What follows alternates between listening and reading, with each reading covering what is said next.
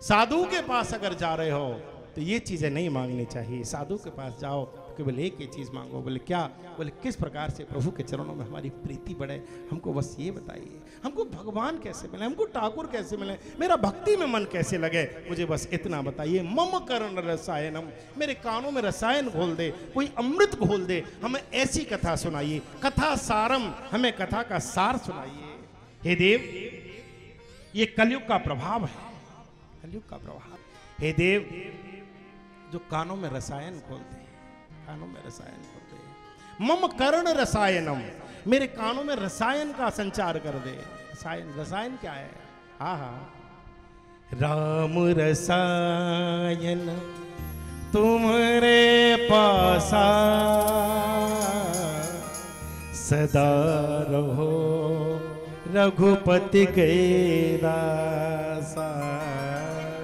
आहा, रसायन जो कानों में रस घोल दे, ऐसी कोई कथा।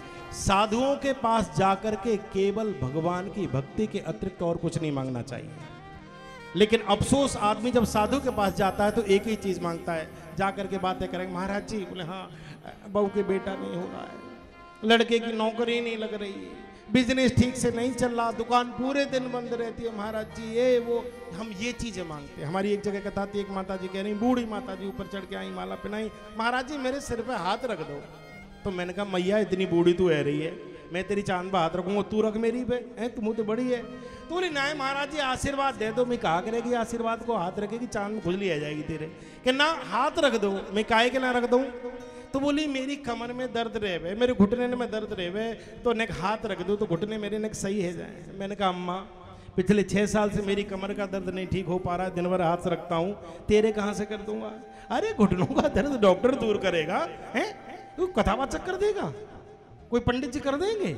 कोई साधु जी कर देंगे? अगर यही कर देते तो फिर डॉक्टरों की जरूरत क्या है? नहीं नहीं नहीं नहीं नहीं। साधु के पास अगर जा रहे हो तो ये चीजें नहीं मांगनी चाहिए। साधु के पास जाओ केवल एक ही चीज मांगो। बोले क्या?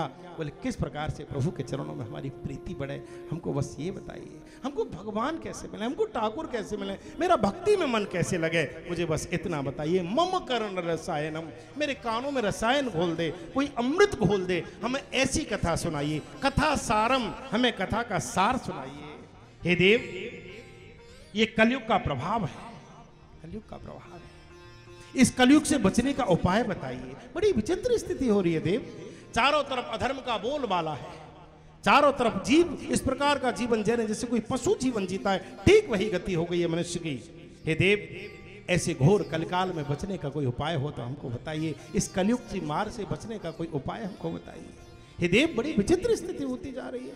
मात पिता बालक ही बुलावे और उदर भरे सोई धर्म सिखावे। सब अपने अपने बच्चों को ज्ञानोपदेश देते, केवल एक ही बात कहते। बोले क्या? बोले बेटा जैन के इन प्रकार ने तुम्हारा पेट भरना चाहिए, तुम्हारा पेट भर जाए, इसके अलावा और कुछ नहीं। केवल पेट भरने तक ही तो आदमी रह गया है। अब देखो ना, आपने वीडियो देखी होंगी, रोड पर आदमी मर रहा है वो वीडियो बना रहा है, वो पानी मांग रहा है वो वीडियो बना रहा है, और उसको उठा करके हॉस्पिटल नहीं ले जा रहे, तब तक पापा कह देते बोले निकल रहे बेटा, गले में झंझट पड़ जाएगा, कहाँ में कहाँ चल।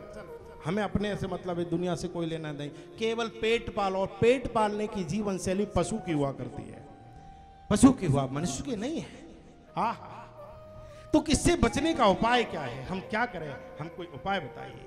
और जब बार बार कहा है तो बड़ी सुंदर बात कही। धन्यस्त्वं मुनिसारदूला।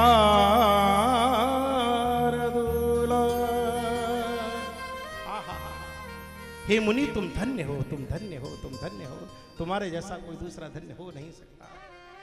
धन्यस्त्वं मुनिसारदूल श्रवण प्रीति लालसः अतो विचार्य सुविधिया वच्मि शास्त्रम महोत्तमम्। हे ऋषि, तुम धन्य हो, तुम धन्य हो, तुम धन्य हो, तुम्हारे जैसा कोई दूसरा हो नहीं सकता। क्योंकि जगत के उपकार के लिए तुमने बात पूछी है, जगत के उपकार के लिए। एक बात और आपसे हम निवेदन करें, भगवान शिव से भी जब अम्बा जाकर के कथा सुनती हैं, कथा पूछती हैं, तो भगवान शिव भी बारी बार एक ही बात कहते हैं, एक ही बात कहते हैं। धन्य धन्य गिरि राजकुमारी, धन्य धन्य कुमारी। ओ धन्य धन्य गिरिराज कुमारी, धन्य धन्य गिरिराज कुमारी। ओ तुम समान नहीं को उपकारी, ओ तुम समान नहीं को उपकारी। ओ तुम समान नहीं को उपकारी, तुम समान नहीं को उपकारी। धन्य धन्य गिरिराज कुमारी, तुम समान नहीं को उपकारी। तुम्हारे जैसा दूसरा कोई उपकारी हो सकता है? पूछे हो रघुपति कथा प्रसंगा, कैसी कथा? बोले सकल लोक जग पावन गंगा। आहा, तुमने जगत के कल्याण के लिए कथा पूछी। और परीक्षित भी भागवत में जब बिल्कुल समय आता है, सुखदेव जी आके बैठते हैं, तो परीक्षित जी भी एक ही बात पूछते हैं। बोले क्या? बोले म्रियमाणस्य किम कर्तव्यम, जिसकी मौत निकट आ गई हो उसको क्या करना चाहिए। ये नहीं कहा महाराज मेरी मौत मेरे सिर पे आ गई है, मुझे क्या करना चाहिए। ये नहीं कहा, किसकी भी जिसकी मौत आ गई हो। और यही बात पार्वती जी कहती है, कथा जो सकल लोक हितकारी, जिसमें समस्त लोगों का हित होता हो, वो कथा सुनाइए। और शिव पुराण में भी संत जन आज यही बात कह रहे हैं। आहा, क्या कह रहे हैं? बोले हे देव, कोई ऐसी कथा सुनाइए जिससे कलयुग के प्राणी कलयुग की मार से बच जाएं। देव ऐसी कोई कथा सुनाइए। आहा, गदगद हो गए शिव जी, गदगद हो गए। और बड़ी सुंदर बात कहते हैं, ये शृण्वन्ति मुने शैव पुराणं शास्त्रमुत्तमं, ते मनुष्यान् मंतव्य रुद्रा एव न संशय। सूत जी कहते, अरे ऋषियों, जो व्यक्ति भगवान शिव की कथा को मन लगा करके सुनता है, उसके लिए क्या कहा गया है? बोले बिल्कुल भी संशय नहीं करना चाहिए। बोले क्या? बोले वो व्यक्ति साक्षात रुद्र के समान हो जाता है जो भगवान शिव की इस कथा को सुना करता है। वो इतना प्रिय हो जाया करता है, इतनी इसकी महिमा है।